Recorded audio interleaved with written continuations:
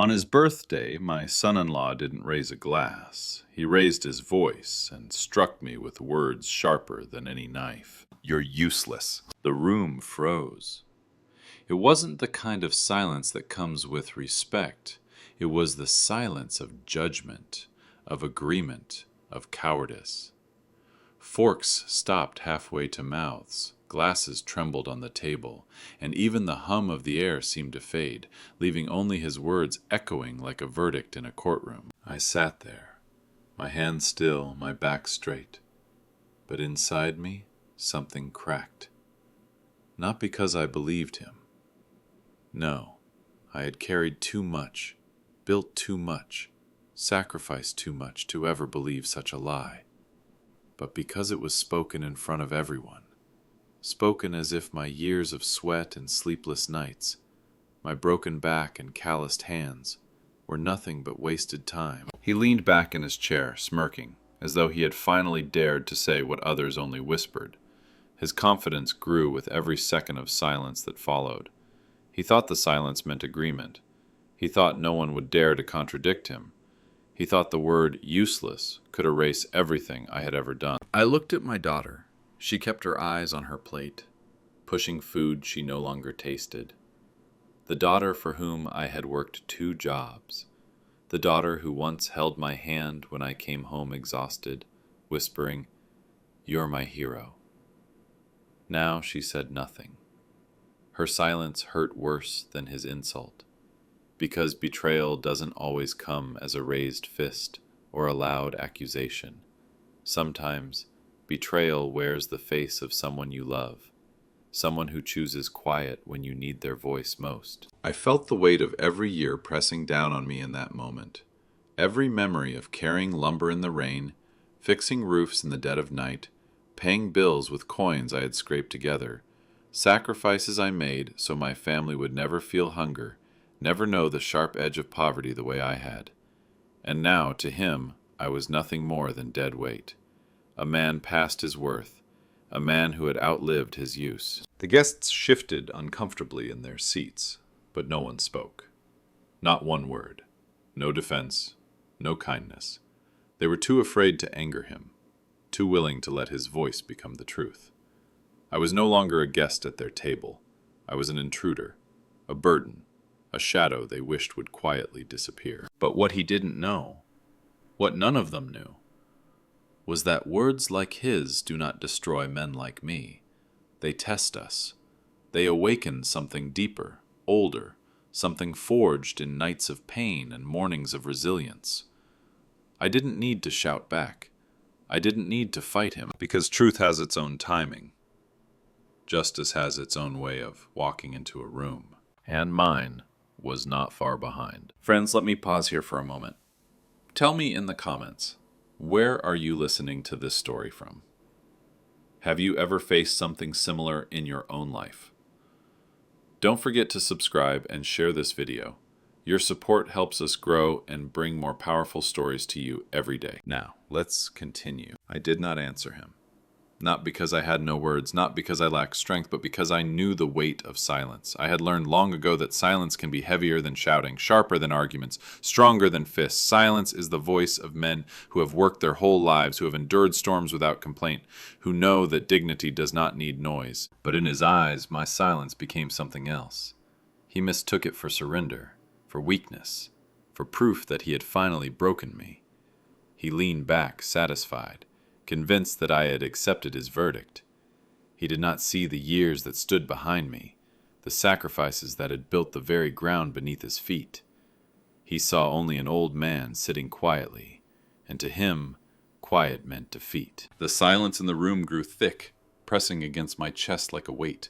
I could feel the eyes of others, some glancing quickly, then turning away, others refusing to look at me at all. Their avoidance was its own kind of betrayal. They wanted comfort more than truth, peace more than justice, so they sat frozen while his words spread like poison through the air. My daughter did not speak. She traced circles on her plate with her fork, as if hoping the ground would swallow her before she had to choose between her husband and her father. Once, she had trusted my silence. As a little girl, she used to sit beside me when I came home late at night. her head resting on my shoulder. She never asked for stories, never demanded explanations. She just sat in my silence, knowing it carried more love than words ever could. But now, that same silence felt like abandonment to her. She looked at it with shame, as if my refusal to defend myself had already proven him right. The truth is, silence is not always noble. Sometimes it suffocates. Sometimes it leaves room for lies to grow, for arrogance to rise unchecked. I could feel his confidence swelling, filling the room like smoke, choking everyone else until they too began to wonder if his words were true. He thought he had won. He thought silence meant his voice was the only one that mattered. Inside me, though, silence was not defeat. It was endurance. It was the long memory of every insult I had swallowed before, every closed door I had forced open, every humiliation I had turned into work, into bread, into shelter for my family. My silence was the silence of a man who had built his life on survival, not applause. It was the silence of nights when I worked with numb fingers so that others could sleep in warmth. It was the silence of years spent giving without being thanked. But it was also a dangerous silence, because silence gathers weight, and when it finally breaks, it does not break softly. It falls like a stone through glass, shattering everything around it. I knew then that my silence would not last forever, that there would be a moment, unplanned, unforced, when truth would step into the room and speak louder than I ever could. I would not have to raise my voice. I would not have to beg for recognition. The years I carried in my bones, the sacrifices etched into my hands, would find their witness. For now, I remained still, bearing the silence like a cross. He thought he had silenced me. What he did not understand was that my silence was not an end. It was a waiting, a preparation, a gathering storm that, when released, would change the room forever. And though he could not see it, though no one else dared to admit it, I already knew my silence was not weakness.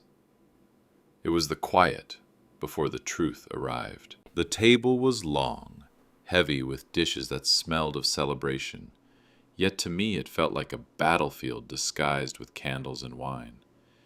He sat at the head as though he had earned it, his shoulders broad with pride, his voice filling every corner of the room. With casual arrogance, he gave orders to the servers, decided who should pour the wine, even instructed how the meal should be passed around. Every gesture screamed ownership, as if the evening, the family, and even the air itself belonged to him. My daughter sat beside him, her body angled toward his confidence, but her eyes stayed low, fixed on her plate. She didn't dare look at me. Perhaps it was guilt, perhaps shame, perhaps fear that if her eyes met mine she would see the truth reflected back at her, the truth that she had allowed someone else to silence me. I wanted to call to her, not with words, but with the bond we once shared. But that bond, so carefully built through years of sacrifice and small acts of love, now seemed fragile, almost invisible. Around the table, conversations fluttered like nervous birds. Laughter tried to take flight, but it faltered quickly, dying in the heavy air. People smiled too wide, spoke too fast, drank too much, all in an effort to cover the unease. But beneath it all, I could see the division. There were those who glanced at me with pity, their eyes soft but useless, unwilling to stand against him.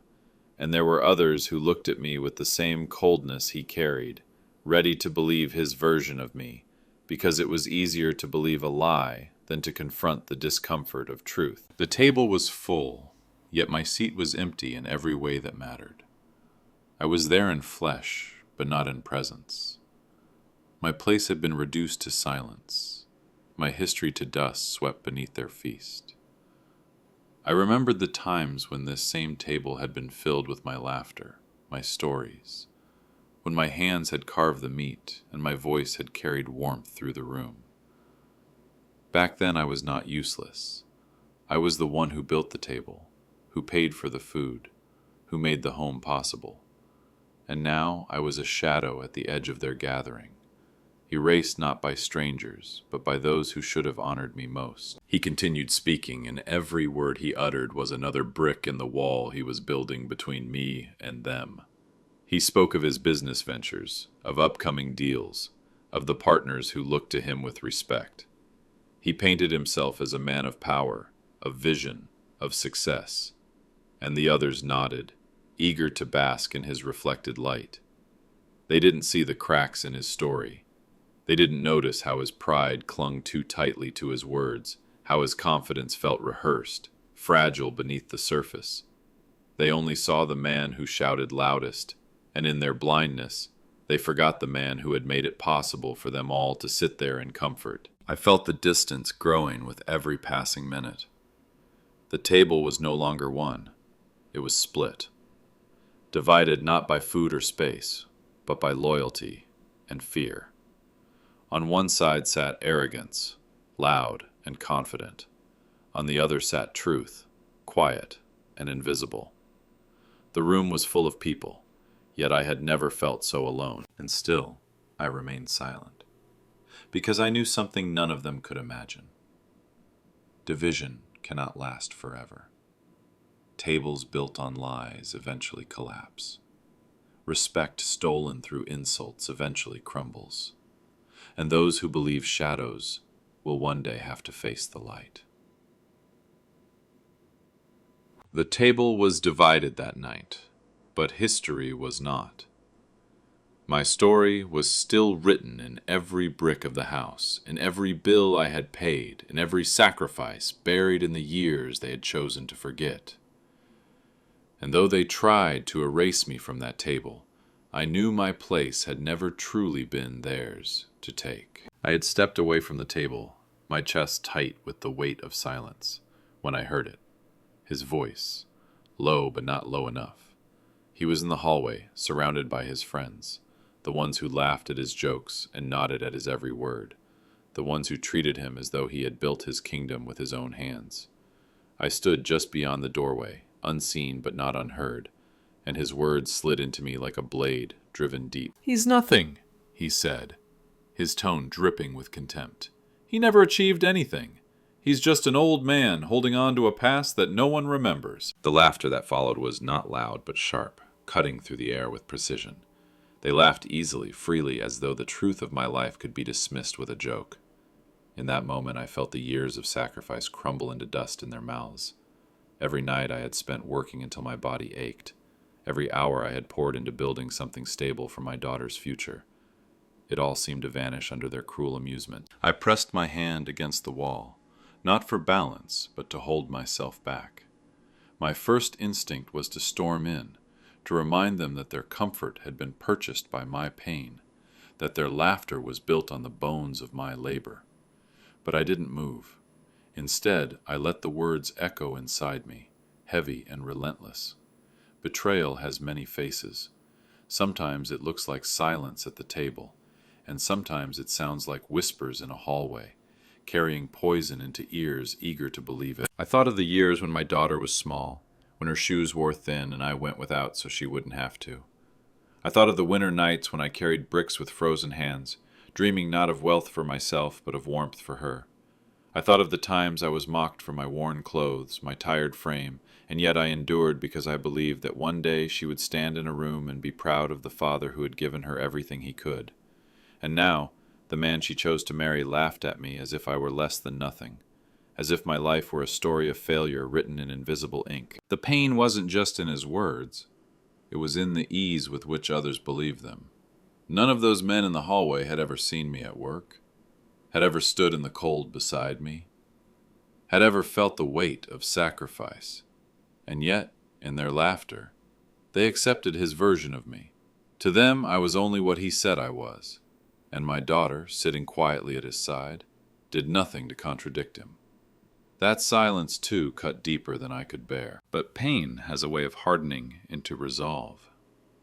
As I stood there, hearing them dismiss my life as wasted years, something in me shifted. I realized that I had no control over their whispers, their laughter, their shallow judgment. But I did not need their approval, nor his validation. Truth has its own voice, and though it had been muted tonight, I knew it would rise again. The measure of a man is not taken in the shallow words of those who never knew his struggle. It is taken in the lives he touched, the burdens he carried, the foundations he laid. And so, while they laughed, I closed my eyes and steadied my heart. I reminded myself that storms always clear, and when the dust settles, truth is the only thing left standing. They thought they were mocking a broken man.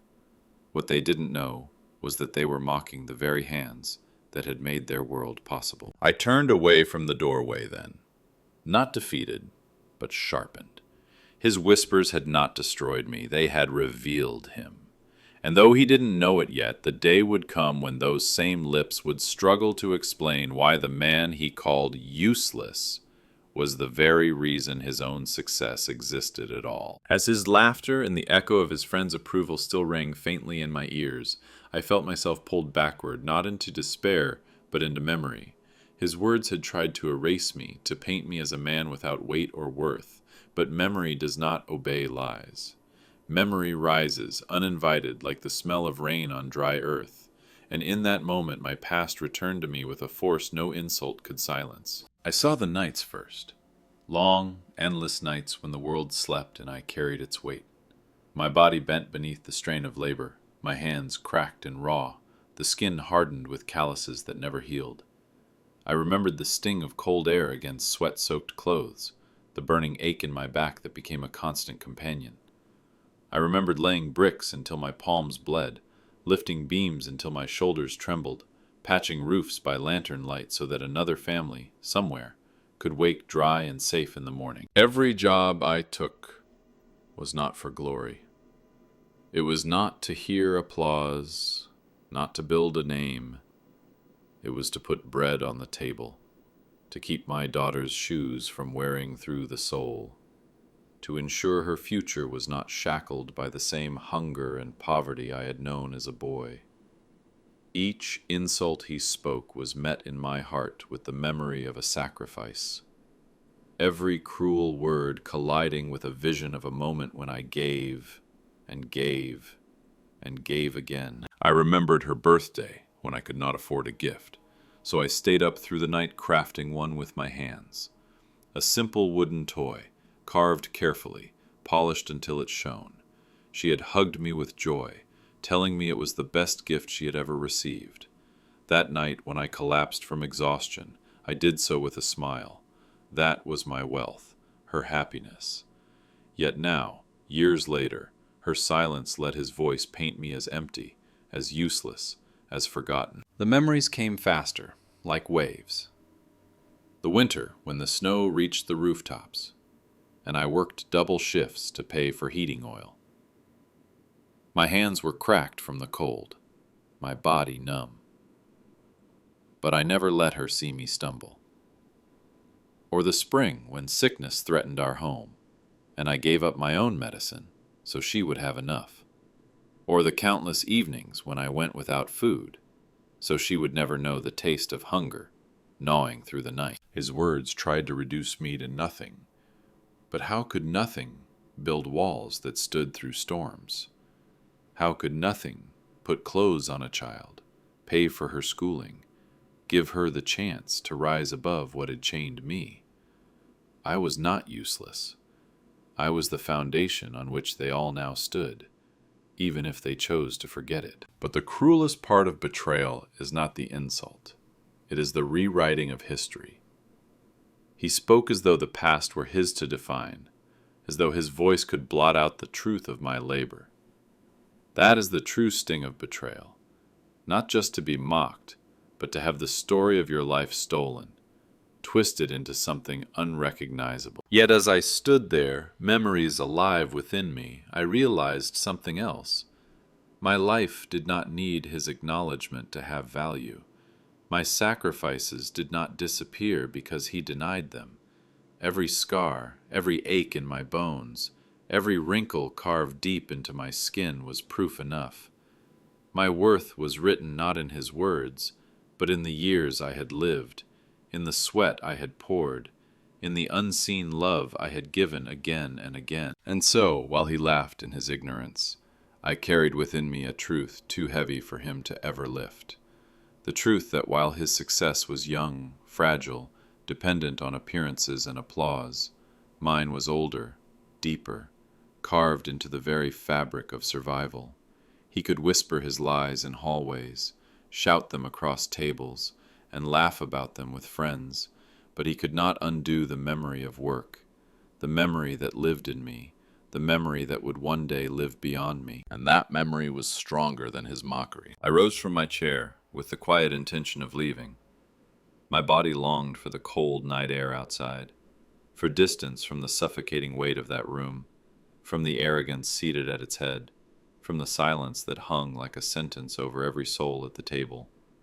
My steps were heavy, and for a moment I imagined myself walking away and never returning, disappearing into the shadows, letting them believe their lie, if that was what they wanted. But something inside me resisted.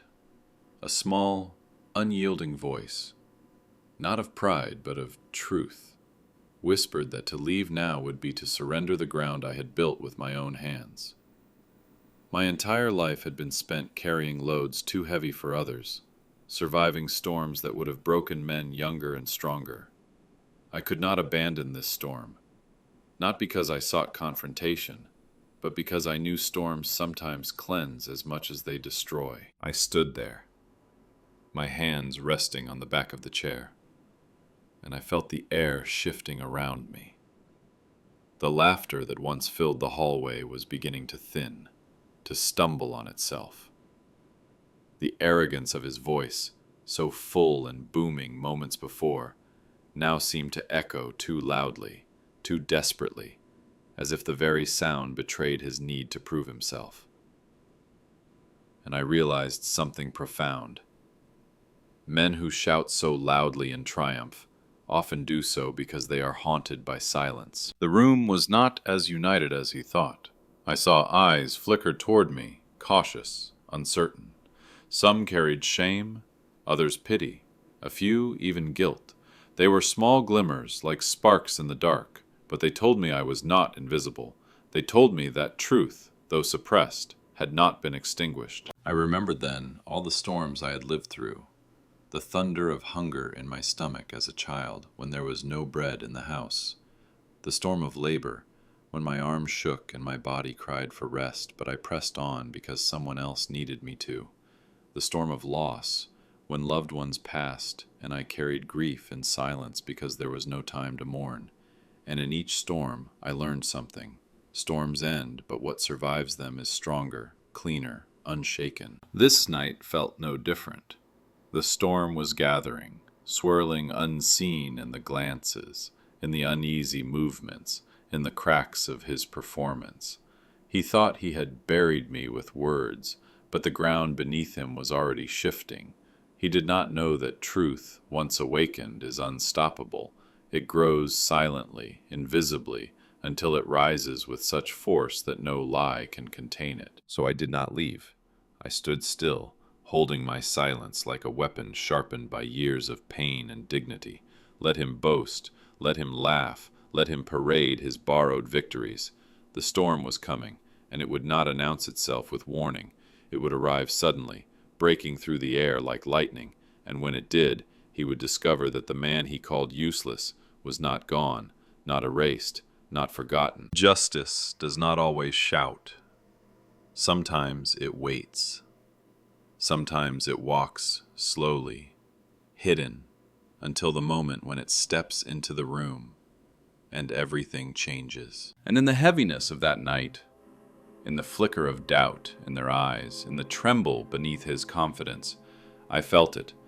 Justice was already on its way. He began to speak again, this time louder, sharper, as though the silence around the table had given him permission to expand his throne. He talked of his business, of the great opportunities that had opened for him, of the powerful men who now called him partner, of the deals that were waiting for his signature. His voice filled every corner, booming with pride, stretching each word as though he were carving his name into the air itself. He spoke of numbers, of profits, of meetings in tall glass buildings where people in suits shook his hand and smiled as though he belonged among them. He listed victories as though reading from a book he had written himself, each phrase designed to make him larger, grander, untouchable. And as he spoke, I could feel the weight of every syllable falling toward me like stones, as though each accomplishment was being stacked deliberately on my chest to bury me deeper beneath the image he had created. The others leaned in, nodding, offering their laughter at the right places. Their admiration was shallow but loud, and that was all he wanted. He drank it in like wine, raising his chin higher with every approving glance. He thought he had captivated them, but what he did not see, what only I noticed, was the cracks in his performance. His pride was too polished, his confidence too desperate, like a man standing on a stage afraid of silence, terrified of what would happen if applause stopped. And as he spoke, the storm inside me stirred again.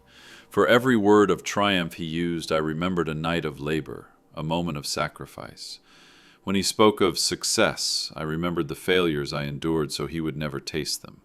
When he bragged about his connections, I thought of the bridges I had built for others without ever asking for credit. When he flaunted the luxury of his position, I remembered the poverty I had walked through so my daughter would never feel its chains. Every boast he made was not his alone. It was laid upon a foundation he had not built. He did not know it, or perhaps he chose not to, but his victories were not born in isolation. They were born in the quiet, unseen sacrifices of men like me, men he now mocked and dismissed. He built his pride on ground watered by the sweat of those who came before him, and yet he dared to act as though he had created the world with his own two hands. His voice swelled, arrogant, relentless. The table became a stage, and he, the actor, desperate to keep the spotlight. But behind the applause I could sense unease, shadows in the eyes of a few who perhaps wondered how quickly admiration can turn to contempt. Pride has a way of rising too high, until it leans too far forward and collapses under its own weight. I knew that collapse was coming. I sat still, listening. Not because his words had power over me, but because they revealed him more than they diminished me. Every boast was a confession. Every exaggerated triumph was a plea for recognition. And while he believed he was burying me beneath his victories, what he was truly burying was his own future, stone by stone, arrogance by arrogance. The room grew heavy with his self-praise. No one dared interrupt. No one dared look away. He mistook this silence for awe, for respect, but I recognized it. It was not the silence of admiration. It was the silence that comes before a storm breaks, when the air grows still, when people wait for something they cannot name, but know is inevitable. He thought his boasting had silenced me. He thought his words had made me smaller, but all he had done was build a tower so tall that when it fell, the crash would echo louder than he could ever imagine. And in that moment, as I sat watching him drown in his own pride, I felt no anger, only certainty. The higher he raised himself on his empty words, the harder truth would strike when it finally entered the room. He was still speaking when it happened. His voice filled the dining room, dripping with pride, rolling through lists of partners, projects, and promises, when the sound of the door opening broke through his monologue, like a single strike of thunder cutting across the sky. The hinges creaked, and for a moment, no one moved. Heads turned, conversations froze, and the air shifted as though something unseen had stepped into the room, along with the man who appeared. He was tall, his posture straight, his steps steady and unhurried. A dark suit fit him perfectly, his tie tightened just so, his shoes shining, not with vanity, but with care, His eyes were alive, clear, steady, burning with a kind of presence that needed no words. He didn't smile as he entered, nor did he force his way into the center of attention. He simply walked in, but his very presence sliced the room in two. It was as though the walls themselves understood that this was no ordinary arrival. This was fate knocking softly, yet with authority that could not be denied. The son-in-law's voice faltered mid-sentence, a crack in his flawless performance. He tried to recover, to stretch his words, to pull the attention back toward himself, but it was too late. The man in the doorway had already claimed it without speaking a syllable. Every pair of eyes shifted toward him, drawn by something they couldn't quite name: respect, awe, recognition. The room that had been so heavy with arrogance now seemed lighter, as if a fresh wind had swept in from the night outside. My own heart stirred. There was something about him, something in the way he carried himself, as if he walked not only with his own history, but with the memory of every debt, every kindness, every bond that had ever shaped him. And in that instant I knew. His arrival was not coincidence. Some meetings are planned, but others are written long before we realize they are coming. This man's entrance was not chance. It was justice dressed in a suit. The son-in-law forced a smile, his laughter too loud, his gestures too grand. He rose from his chair, eager to claim him as his ally, his partner, his proof of importance. He began to call out, to boast even louder now, trying to tether this presence to his own story, to show everyone that such a man belonged to his circle, his triumphs. But there was an unease beneath his voice, a hesitation he could not quite mask. He felt it too, the shift in the air, the silent judgment already unraveling his facade. And then the man's gaze moved. Slowly, deliberately, he turned his head until his eyes found me. It was only a second, maybe less, but in that second, everything else fell away. His expression changed, not into formality, not into polite recognition, but into something warmer, deeper, undeniably human. The faint beginnings of a smile touched his face, not the kind given out of courtesy, but the kind born of memory, of gratitude, of respect. The room did not yet understand. They still thought the evening belonged to my son-in-law, that the boasting and the laughter had secured his throne. But I knew differently. In that simple glance, in that moment when his eyes met mine, the storm shifted. I felt it in my chest like the first drop of rain on dry earth. The tide was turning, and nothing he could say would stop it. The door had opened, yes, but it was not just wood and hinges swinging wide. It was the arrival of truth itself, truth wrapped in flesh and blood, walking into the room at the exact moment it was most needed. And though no one else yet knew it, everything was about to change. It happened in the span of a breath, yet it felt as though time slowed, stretching wide enough to hold the weight of an entire lifetime.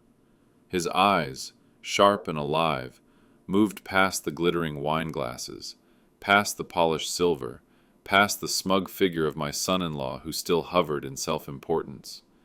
And then they stopped, on me. For a moment I thought I was mistaken. I had grown so accustomed to being overlooked, dismissed, erased, that recognition felt foreign, almost impossible. But then I saw it clearly, the shift in his face, the spark of memory, the warmth that no performance could counterfeit. A smile broke across his features, not a polite, empty gesture, not the hollow smile of men who move in circles of power and profit. No, this was something truer, older, carved from gratitude and remembrance, a smile that said, "I know you, I remember you." The air in the room changed. My son-in-law still stood tall, chest puffed, trying to pull the man's attention back to himself, but it was already gone, already moved past him like light through glass. And the others, oh, they noticed. Their eyes darted between us, searching for explanation, confusion flickering like shadows on the walls. They had expected the man in the suit to affirm the son-in-law's pride, to reinforce his throne. Instead, they watched something shift before their eyes, the center of gravity in the room tilting, the attention bending away from arrogance and toward something quieter, steadier, undeniable. And within me, memories stirred. His face, though older, was familiar now, like a candle rekindled after years of darkness. I remembered a younger version of him, uncertain, struggling, standing at a threshold where the world told him he would fail. I remembered words I had once spoken, encouragement I had once given freely, not thinking it would ever matter beyond that moment. A small act, a forgotten kindness, yet here it was, returning to me years later in the warmth of his smile. My chest tightened, not with pride, but with something deeper. It was the recognition that every sacrifice, every unseen effort, every moment when I gave without expectation of return, had not been wasted.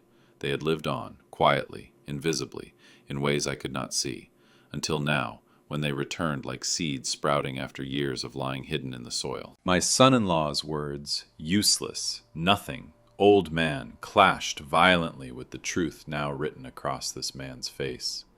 The insult echoed in the background, brittle and hollow, while the recognition in his eyes rang louder than any insult ever could. He had not come into this house for my son-in-law. He had not come to honor his boasts. He had come, unknowingly, to prove something greater, that truth cannot be erased, no matter how much arrogance tries to bury it. I did not rise from my seat. I did not speak. I only sat there, letting the warmth of his recognition settle over me like a mantle.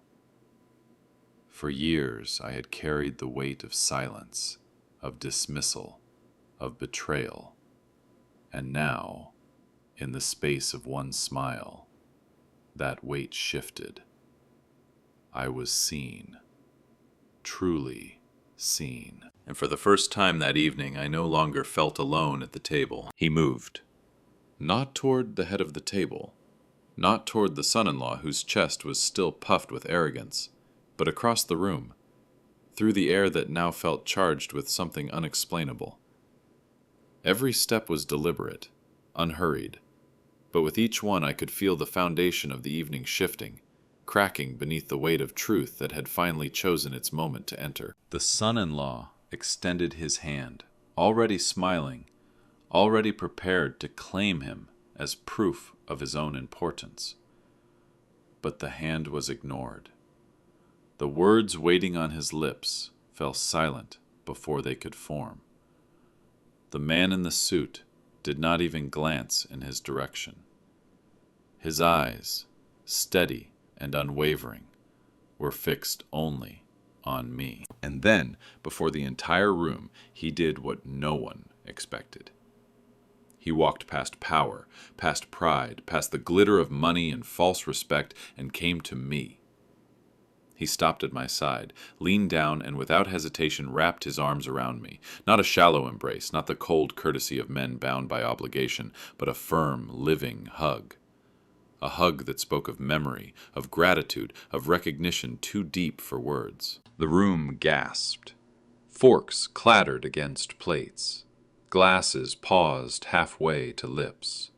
No one dared to speak. The silence was no longer heavy with arrogance. It was heavy with disbelief.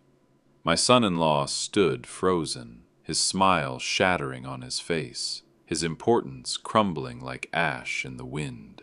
For all his boasting, for all his arrogance, in this one moment, he was invisible. The man's voice was low, but it carried through the stunned air like thunder wrapped in velvet. I never thought I would see you again. That was all he said, but it was enough to burn through the lies that had hung over me all evening. His words were not just acknowledgement, they were testimony, proof that my life had not been wasted, that the sacrifices I had made had not vanished into nothingness. And in that embrace, memories flooded back. I remembered his face younger, thinner, lined with doubt and fear, standing at the edge of collapse. I remembered the day I had given him what little guidance I could, offering my time, my faith, even when I had almost nothing left to give. I hadn't thought of it in years. To me, it was a small act, just another day of giving without expectation, of choosing kindness over indifference. But to him, it had been everything. And now, here he was, successful, respected, powerful, yet still carrying that memory like a torch in the dark. The embrace lingered, not rushed, not forced. It was as if time itself had stepped aside to let the moment breathe. His arms were strong, but what I felt most was the weight of his sincerity pressing into me, louder than any speech, more undeniable than any proof. I looked past him for a moment, over his shoulder, and saw the faces around the table. My daughter's eyes were wide, glistening with something she could no longer hide. Shame, perhaps, or realization, or both. The others shifted in their seats, uneasy, unable to reconcile the man they had mocked in whispers with the man now embraced openly by someone they all admired. And the son-in-law, oh, his face told the whole story. His arrogance drained from him drop by drop, leaving behind a hollow mask of disbelief. The ground beneath his throne had disappeared in an instant. That hug was more than affection. It was judgment. It was justice. It was truth, returning to me not in shouts or arguments, but in a gesture no one could deny. And in that moment, I understood something that words alone could never teach. Sometimes the loudest vindication comes not from voices raised in defense, but from arms that wrap around you in front of those who had already decided you were nothing. I was no longer invisible. I was no longer erased. In his embrace, I was restored. The embrace ended, but its weight lingered in the air like the echo of a bell struck deep in a cathedral. He did not return immediately to his place. Instead, he remained beside me, his hand resting firmly on my shoulder, a gesture that spoke louder than the son-in-law's hours of self-praise. And then he began to speak, not to me alone, but to everyone gathered around that table, as though the room itself was on trial. "I cannot forget," he said, his voice calm yet unshakable, carrying the authority of memory. "There was a time when I had nothing. No one believed in me. No one trusted me, and I was one step away from giving it all up. People laughed when I spoke of my plans, mocked me when I tried to start, told me I was chasing foolish dreams. I was drowning, and the world was content to let me sink." The table was silent, every eye locked on him, every ear straining to catch each word. My son-in-law shifted in his seat, trying to force a smile, but his lips betrayed him, quivering at the edges. He knew where this was going. He knew the spotlight had slipped from his grip, and nothing he said could drag it back. The man's voice grew stronger, not with anger, but with conviction. But then there was a hand, a word, a man who looked at me when no one else would. He gave me advice, he gave me time, and most importantly, he gave me faith. Faith that my work was worth something, faith that I was not alone.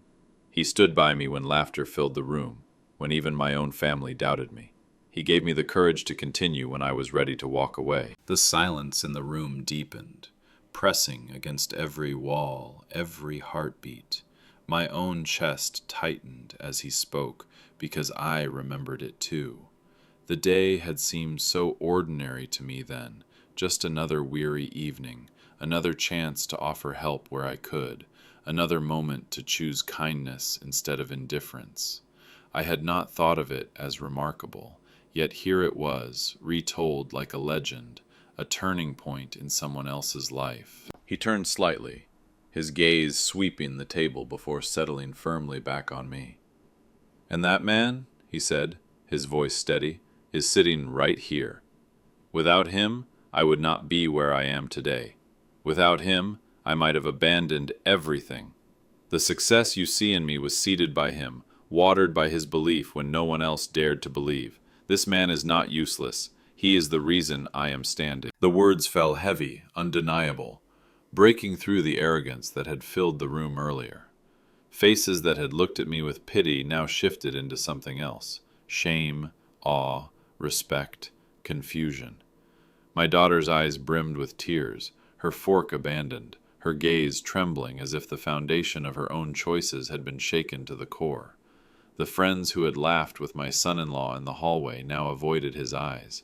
Their laughter revealed for what it truly was: hollow, cowardly, meaningless. And my son-in-law, his face drained of color. Every boast he had spoken earlier cracked like glass under the weight of truth. He tried to interject, to smirk, to reclaim authority with a joke or a dismissive laugh, but nothing came. His throat closed around his words, strangled by the simple reality that the man he had paraded as his partner, his ally, had chosen instead to lift me up. I sat still, my hands folded in front of me. But inside I felt a storm of emotions: relief, vindication, sorrow, and something greater than all of them: a quiet, unshakable dignity. For years I had carried my sacrifices silently, buried beneath layers of thanklessness, betrayal, and neglect. And now, in one moment, they had been unearthed, not by my own voice, but by the witness of another. The forgotten history was no longer forgotten. It lived again in his words, alive in the air of that room, undeniable and unerasable. And though I had said nothing, though I had sat in silence while others dismissed me, the truth had spoken for me at last. I did not need to argue. I did not need to defend myself. His voice had already done what mine never could. It had broken the chains of lies and restored the weight of my life before those who had tried to erase it. And as I looked around that table, at the stunned faces, at the shame beginning to burn in their eyes, I knew justice had begun its work. My son-in-law's face drained of color, as if the very blood that had carried his arrogance moments earlier had abandoned him. He sat stiffly in his chair, his back straighter than ever, his lips frozen in what was meant to be a smile, but twisted instead into a pale grimace. His eyes darted around the table, searching for an ally, for someone to laugh, to nod, to rescue him from the silence that was now heavier than any insult he had thrown at me. But there was no rescue, no applause, only the steady rising voice of the man who had walked through the door and shattered the fragile crown he had placed on his own head. The partner spoke louder now, not because he sought attention, but because truth, once released, cannot remain quiet. His words rolled through the room, each one a stone knocking loose another piece of the image my son-in-law had built. For years he had presented himself as the self-made man, the visionary, the one who pulled success out of thin air with sheer brilliance. But the testimony unfolding in front of everyone stripped away that illusion. It revealed that behind his confidence stood the unseen work of others, the unacknowledged sacrifices that he had buried beneath his boasting. And as each word fell, I could see the mask slipping further from his face.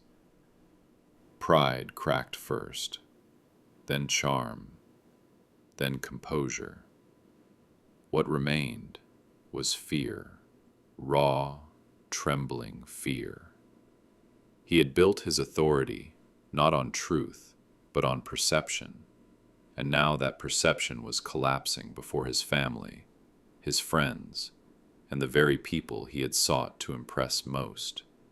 Every detail of his posture betrayed him: the tightening of his jaw, the restless twitch in his fingers, the sweat rising along his temple despite the cool air. He tried to disguise it, but the room no longer belonged to him. I sat still, saying nothing, yet every word his partner spoke felt as though it was pulling bricks from a wall that had long caged me in. My silence, once treated as weakness, now became strength. The contrast between his growing panic and my calm presence was undeniable. He had shouted, and I had endured.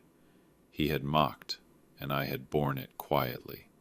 And now, without raising my voice, without lifting a finger, the truth was tearing his image apart for all to see. The faces around the table told the rest of the story. Friends who had laughed at his jokes in the hallway now looked down at their plates, unwilling to meet his eye.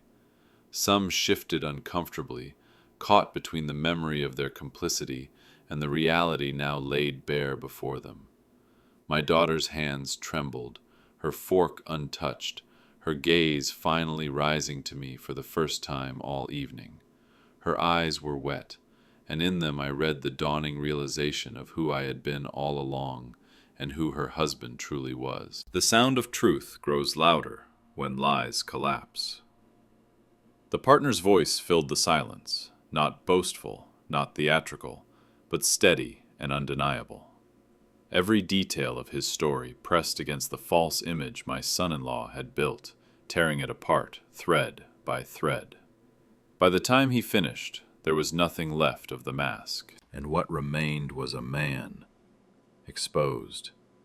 Not the titan of success he pretended to be, not the flawless provider, not the center of respect.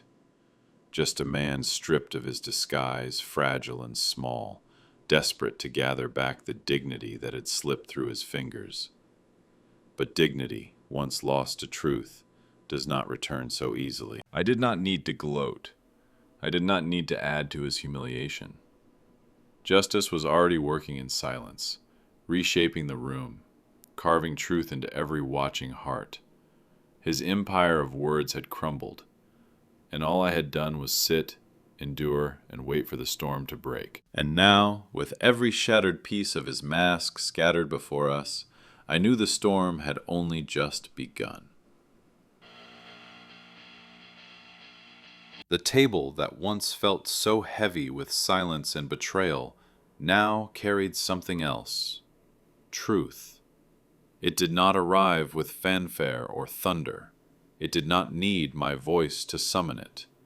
Truth simply rose, uninvited but unstoppable, and took its rightful place beside me. I had not asked for it. I had not demanded it. All evening I had borne the weight of insults, the sting of whispers, the suffocating silence of those too afraid to defend me. I had carried it in silence, because sometimes silence is the only strength left to a man who has been stripped of dignity. Yet here it was, truth itself, stepping forward like a guest who had been waiting outside all along. And once truth stood, there was no ignoring it. Every face around the table betrayed the same realization. The word useless that my son-in-law had flung at me hours earlier now lay shattered, exposed as a lie too fragile to survive the light. They looked at me differently now, not with pity, not with disdain, but with something heavier, the slow, dawning recognition of all they had overlooked, all they had dismissed. Their silence no longer condemned me. It condemned themselves. I saw it in their eyes, the weight of guilt. They remembered the nights I worked while they slept, the sacrifices I had made quietly while others chased their comforts. They remembered the meals I had paid for, the roofs I had repaired, the burdens I had lifted so they could walk freely. They remembered, and for the first time in years, they could not pretend not to. Even my daughter, her eyes no longer lingered on her plate. They were on me now, steady and unblinking, filled with tears that spoke of both regret and awakening. She had believed the man beside her, had allowed his voice to drown out my silence. But truth had risen, and in its presence, her loyalty could no longer blind her. I saw the cracks forming in her heart as she realized that the man she had married had mocked the very man who had given her everything. And my son-in-law, he sat stiff and pale, his mask already broken, his boasting now a hollow echo that no one remembered. Truth had not come for him, it had come for me. It did not expose me as weak or forgotten. It revealed him as small. The man who had tried to bury me beneath words now sat beneath the weight of a truth he could not erase. The partner's testimony still lingered in the air, louder than any argument my son-in-law could have made. But it was more than his words. It was the undeniable recognition written across every face at the table. They knew now that his empire of pride had been built not in isolation, but on the backs of sacrifices he had chosen to ignore.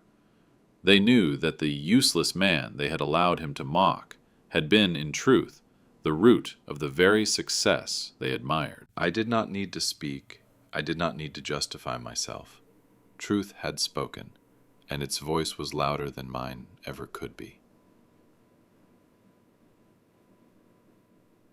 For years I had carried the memory of work, the scars of labor, the silence of sacrifice, all without acknowledgement. I thought those things would die with me, buried quietly like forgotten seeds. But tonight, before this table, they had risen. They had blossomed into something undeniable. And now every person present knew the truth. The man they had called useless was the one without whom none of this, none of the wealth, none of the stability, none of the future they so proudly claimed would have been possible. The table had turned. Not by my hand, not by my demand, but by the quiet arrival of truth itself. And there was no going back. I sat in my chair, unmoving. The same chair in which only hours ago I had been made small, diminished, almost erased. Yet now the air around it had changed. I did not raise my hand. I did not lift my voice. I simply remained where I was. And suddenly the silence that once condemned me had become my crown. Their eyes told the story before any lips could dare to form words. Faces that had earlier looked past me now could not turn away. Respect flickered where there had been indifference. Wonder bloomed where there had been scorn, and shame, yes, shame, shadowed every gaze that had once lowered itself to avoid mine. The question was written on every brow. How could we have missed this? How did we not see the man in front of us all along? It is a strange thing to be invisible among those you have given everything for. Stranger still when recognition comes not because you demanded it, but because truth itself arrived, undeniable and uninvited. I had spent decades bearing burdens in silence, not for applause, not for acknowledgement, but for love. And that love, quiet and unyielding, had carried others forward even as it left me forgotten. But now, here in this room, the scales had shifted. They saw me not as a shadow clinging to the past, but as the very foundation on which their presence stood. My daughter's gaze lingered on me. It trembled, heavy with tears she could no longer hide, as though she wanted to reach across the table and erase the years of silence she had allowed. Her lips parted, but no words came, and perhaps that was fitting, for tonight it was not words that mattered. It was what could no longer be denied. My son-in-law sat stiffly, broken, his head lowered though he tried desperately to keep his posture straight. His empire had been built with noise, boasts, laughter, arrogance shouted loud enough to drown out doubt. But justice does not need noise. Justice had come tonight in the form of a smile, a hug, a testimony spoken by another man's voice. Justice had come without me shouting, without me defending, without me begging to be heard. And that was what made it unshakable. I felt no need to rise, no need to gloat. The truth had spoken louder in silence than I ever could have in anger. It filled the room like a tide, seeping into every corner, washing over every heart. And in that tide, all the lies, all the insults, all the betrayals were swept away. What remained was simple and undeniable. I was not useless. I never had been. The irony was not lost on me. The man who had tried to silence me with one cruel word now sat silenced himself, trapped by the truth he could not escape. And I, who had been dismissed as weak for keeping quiet, now held strength in that very quiet. Sometimes the loudest victory is the one that does not require a sound. So I sat still, hands folded, my eyes steady, while the weight of the moment pressed into them all. They could not look at me as they once did. They could not return to the lie they had so easily believed. For once, I did not feel invisible. For once, I did not carry the burden of proving myself. Justice had walked into the room, not with a shout, not with thunder, but with truth that needed no defense, and it had chosen to sit beside me. That evening will never leave me. Not because of the insults, not because of the betrayal, not even because of the silence that almost drowned me. No, it will remain etched into me forever because of the way justice chose to arrive. Not with thunder, not with anger, not with shouting. It came softly, yet powerfully, in a single gesture. The hug, when his arms wrapped around me in front of them all, when his voice carried words that resurrected my past from the shadows, something irreversible happened. The lies shattered. The whispers lost their power. The word useless, once spoken so carelessly, lay broken on the floor, stripped of its poison. They had believed it. They had repeated it in their silence. But now they could not. Not anymore. Not ever again. For years I had lived as if my worth was buried beneath labor that no one remembered, beneath sacrifices that no one mentioned, beneath the pride of others who mistook my silence for weakness. But in that moment my name was restored. Not restored by me, not by my defense, not by my protest. It was restored by truth carried in another man's embrace, a man I had once helped when no one believed in him, a man who now stood as living proof that my life had mattered, that my work had meaning, that my sacrifices were not forgotten. Around the table I saw the change. My daughter's tears fell freely, her hand trembling as if she wanted to reach for me, but could not yet bridge the gap she had allowed to grow. Her eyes spoke the words her lips could not. Forgive me. I see you now. The friends who had laughed with my son-in-law avoided my gaze, ashamed of their cowardice, and my son-in-law himself, he sat broken, his arrogance gone, his mask dissolved. The man who had dared to call me nothing now sat before me with nothing left of his pride. But I did not gloat. I did not smile in victory or revel in his downfall, because justice, when it truly comes, does not need revenge. It needs no loud triumph. True justice is quieter, deeper. It restores what was lost. It lifts what was trampled. It honors what was ignored. And that is what the hug had done. It gave me back my name, my dignity, my truth. That night I walked away not as the man they had tried to erase, but as the man who had endured long enough for truth to speak.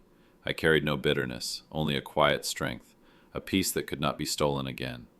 For I knew that whatever they said, whatever they thought, whatever lies they whispered in dark corners, there was now one thing they could never take from me: recognition. Because once you have been seen, truly seen, you can never be unseen again. And so the legacy I left in that room was not of anger, nor of vengeance, but of endurance and love, of sacrifices that finally spoke, of truth that finally rose, and of one embrace, simple, human, unforgettable, that tore down lies and rebuilt my name in front of everyone who had tried to deny it. That is how justice came to me, not in noise, not in fury, but in the quiet strength of a hug that said more than words ever could. And from that night on, no one, no friend, no stranger, no son-in-law, could ever call me useless again.